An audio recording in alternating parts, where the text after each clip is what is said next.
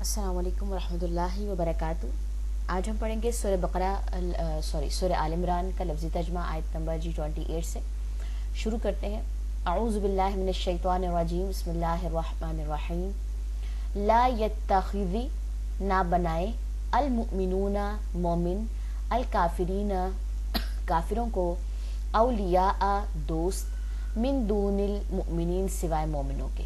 ٹھیک ہے، مومن جو ہے وہ کافروں کو دوست نہ بنائے سوائے مومنوں کے، مومن مومن کو ہی دوست بنائے۔ ٹھیک ہے، ومن، اور جو کوئی یفعل کرے گا ذالک ایسا، فلیسا تو نہیں ہے، من اللہ اللہ سے، فی شیئن کسی چیز میں، الا مگر، ان یہ کہ تتقو تم بچو، منہم ان سے، تقاتن بچنا۔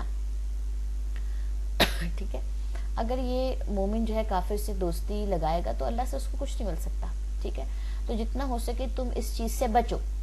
وَيُحَذِّرُكُمُ اللَّهُ نَفْسَهُ، اور ڈراتا ہے تمہیں اللہ اپنی ذات سے۔ ٹھیک ہے، وَإِلَى اللَّهِ، اور طرف اللہ ہی کے، المصیر پلٹنا ہے۔ تو اللہ جو ہے وہ انسان کو اپنی ذات سے ڈرا رہے ہیں کہ مجھ سے ڈرو مومنوں، کافروں سے دوستی مت لگاؤ، کیونکہ کافر تو اللہ کو مانتا ہی نہیں ہے، تو اس سے دوستی نہ لگاؤ۔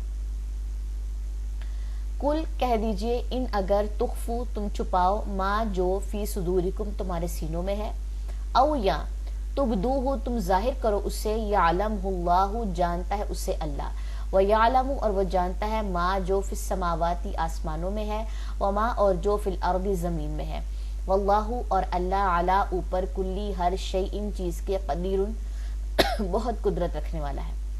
تو اگر تم کوئی بھی چیز، کوئی بات سینے میں چھپاؤ یا تم ظاہر کرو، اسے اللہ جانتا ہے۔ اللہ سے کوئی بات چھپی ہوئی نہیں ہے، اور وہ جانتا ہے جو آسمانوں میں ہے اور جو زمین میں ہے، اور اس کی ذات ہر چیز پہ قادر ہے۔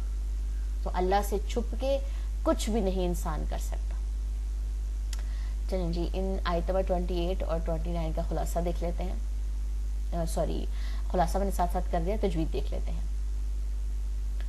لا يتخذ المؤمنون الكافرين أولياء من دون المؤمنين